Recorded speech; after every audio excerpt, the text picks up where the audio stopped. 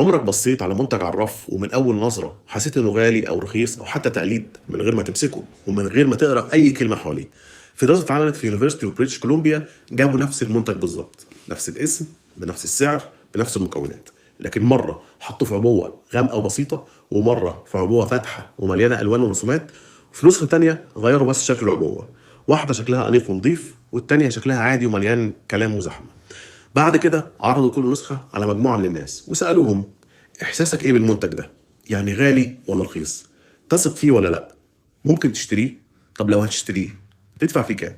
النتيجة الناس قالوا إن العبوة الغامقة أقوى وأغلى بكتير جدا، والفاتحة أضعف وأرخص، واللي شكلها بسيط ونضيف شافوها ثقة أكتر من غيرها، مع إن المنتج هو مفيش أي تغيير. ده ليه؟ علم النفس بيقسم المخ سيستم 1 وسيستم 2.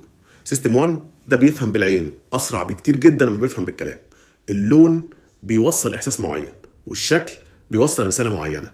يعني لو علبة المنتج سودة مثلا ومطفية، دماغك بتقول لك غالبا المنتج ده تقيل وقوي وبريميوم، بس لو نفس المنتج العلبة بتاعته وردي، دماغك هتقول لك ده لطيف وخفيف وغالبا بتاع اطفال، وانت لسه اصلا ما فتحتش العلبة. الشركات الكبيرة مش بتختار الالوان دي عشوائية، دي قرارات مدروسة بالملي عشان توصل لك احساس معين من اول نظرة. البروتين مثلا لونه غامق عشان تحس انه قوي، منتج الاطفال الوانه هتحس انها فاقعة عشان تحس انه لطيف وخفيف.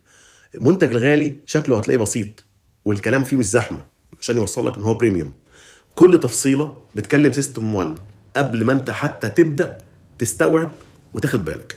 المنتج اللي بيكلم سيستم 1 صح بيكون له أولوية عند المستهلك قبل ما يبدأ حتى يفكر. سلام.